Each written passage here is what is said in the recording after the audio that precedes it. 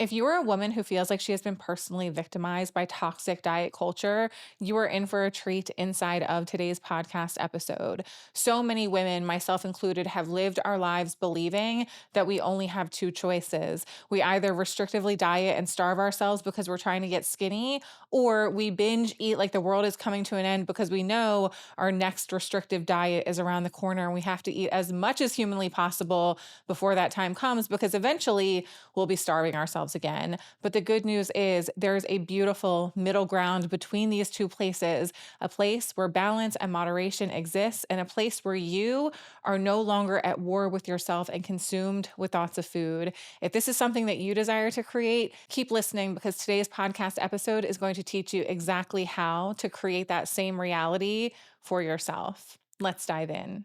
Hello, my love, and welcome back to another episode of the Queen of Pep Talks podcast. I hope that your day and your week are off to the most fantastic start. I am very excited for today's conversation because truly, as with everything else here on the podcast, this topic and what I'm going to share with you today has changed my life. But this episode today is less about the success that I have achieved outwardly and more about the internal peace that I have finally been able to create because of what I'm going to share with you today.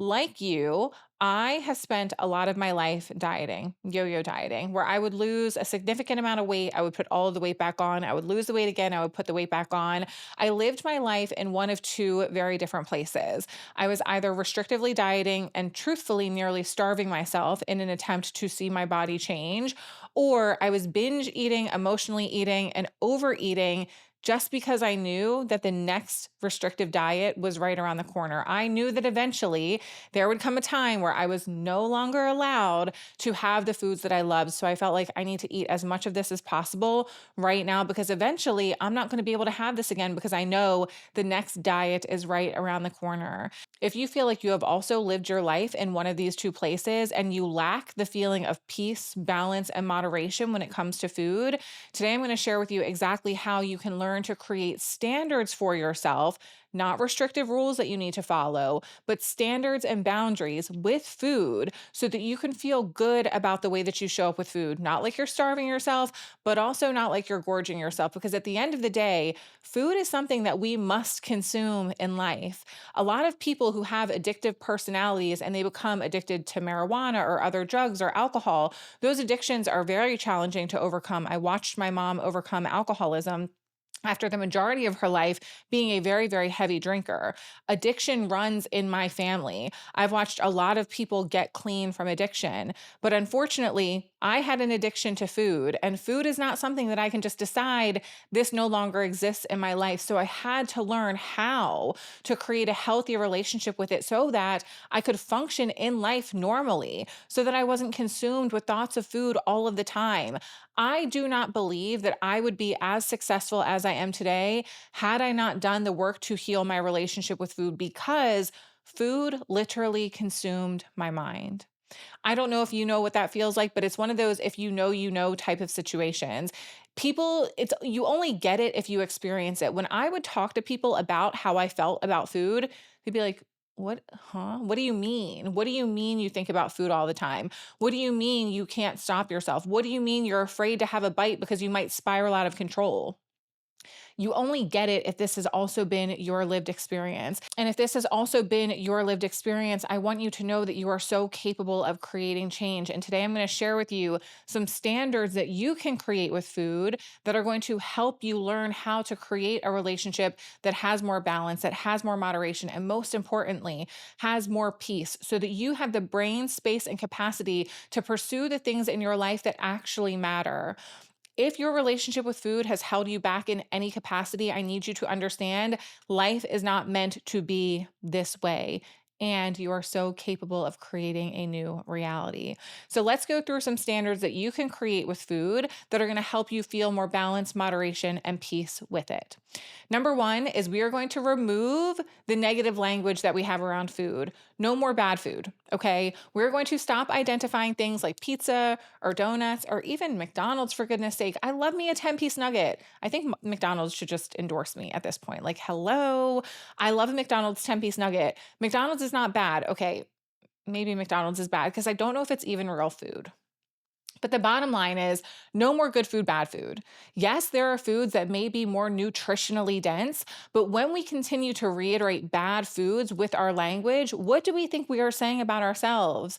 If we tell ourselves that we're eating bad, then we in turn feel like we are bad. And I don't think I can say it enough. You are never and will never be a bad person because of the food that you are putting in your mouth. Standard number two in how we're going to behave with food moving forward is we're going to take a nice, long, deep breath and we are going to slow the fuck down.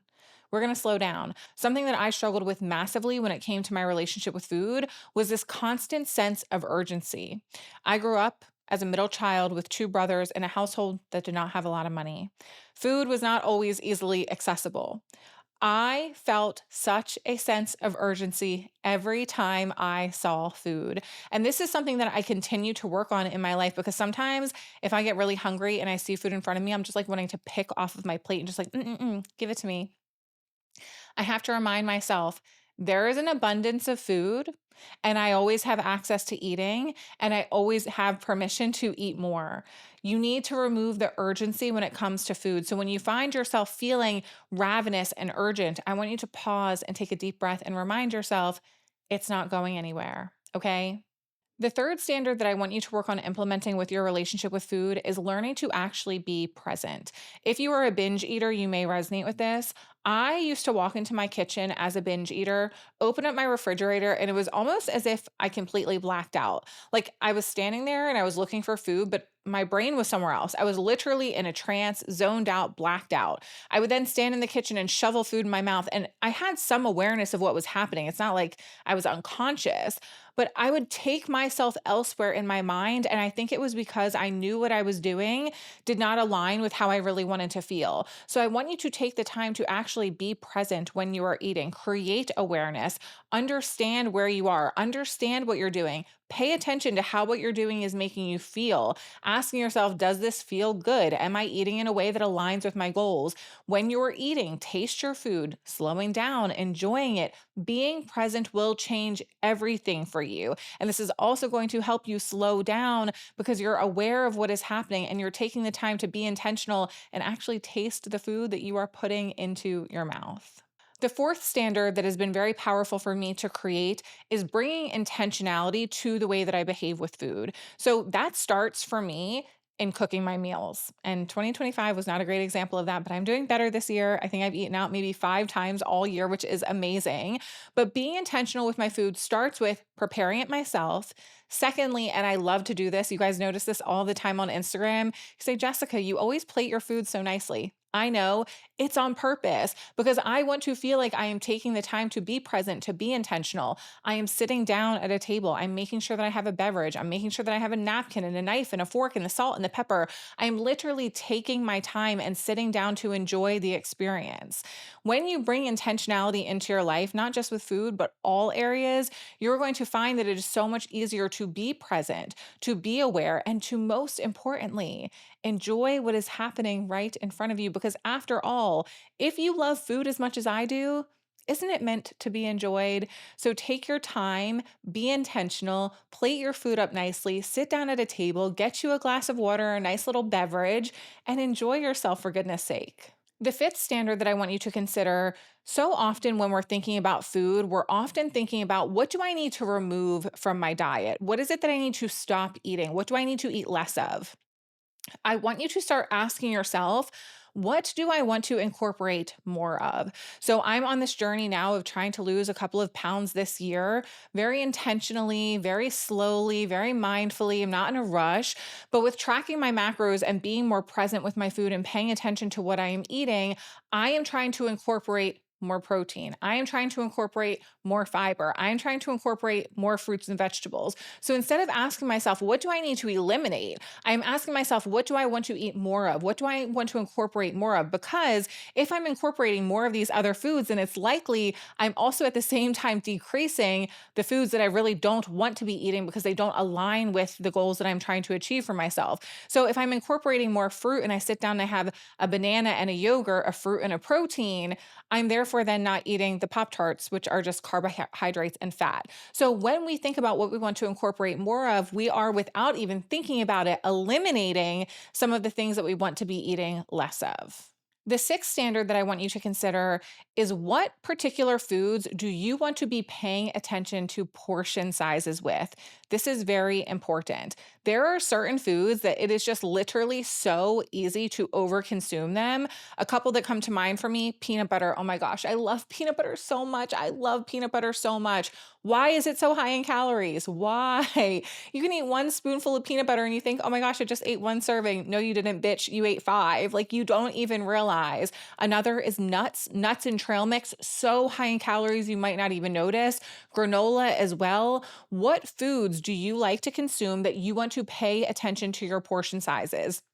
It might be chips, it might be popcorn, it might be peanut butter, it might be granola, it might be trail mix. What are the foods that you recognize are very calorie dense and you want to make sure you're eating proper portion sizes?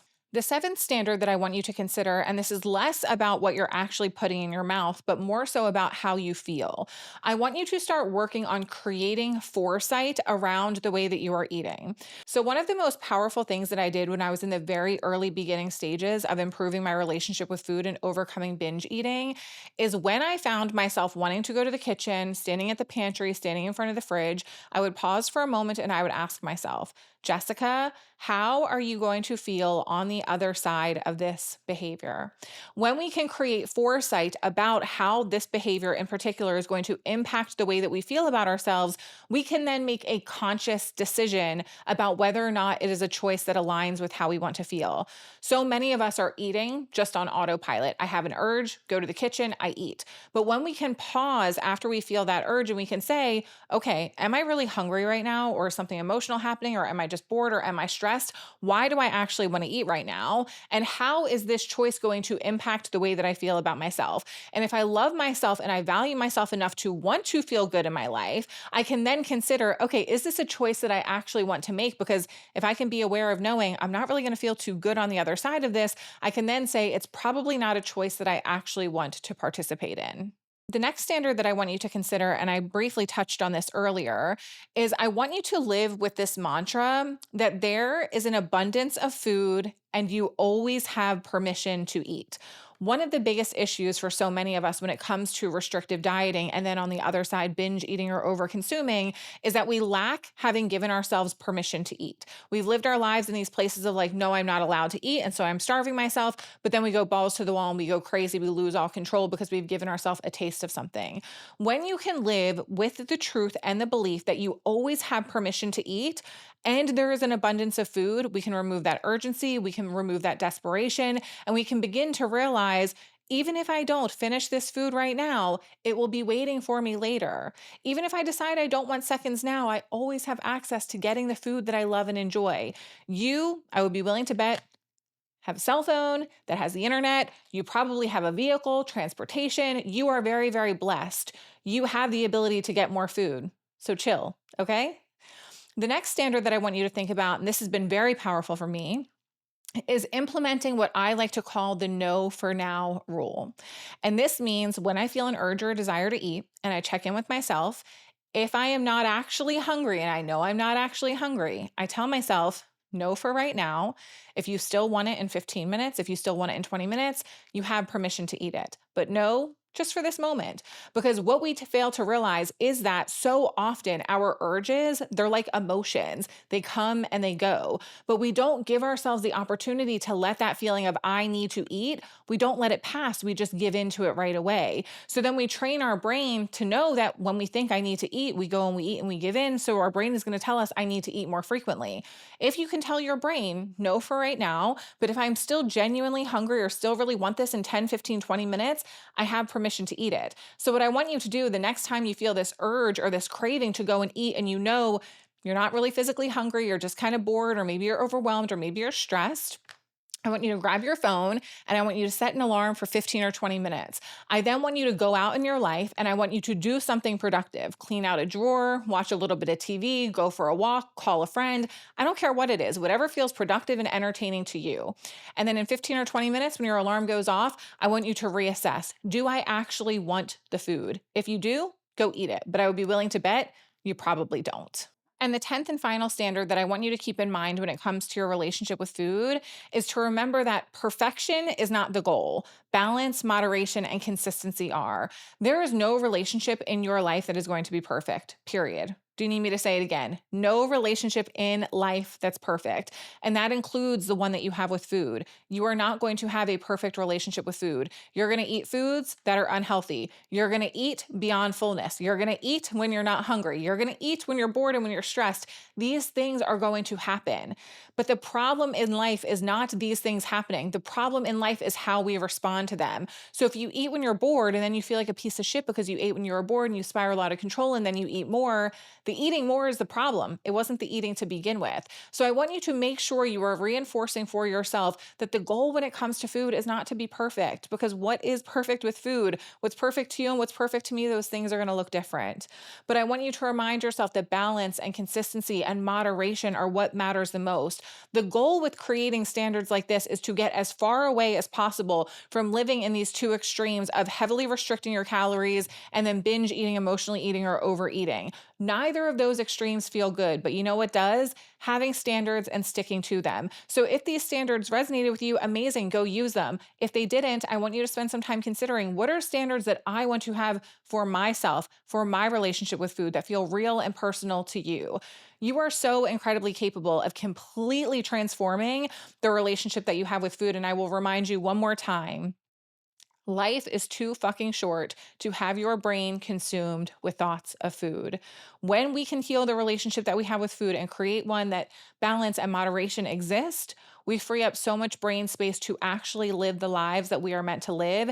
And you, my love, deserve that. Okay. I want to thank you so much for tuning into today's episode of the Queen of Pep Talks podcast. If you loved this episode, please like and leave a comment. It means so much to me. Make sure you are subscribed to the channel so you don't miss future episodes. If you're listening on one of the podcast streaming platforms, you can leave a rating and review or interact with me on the Q&A feature on Spotify. Okay.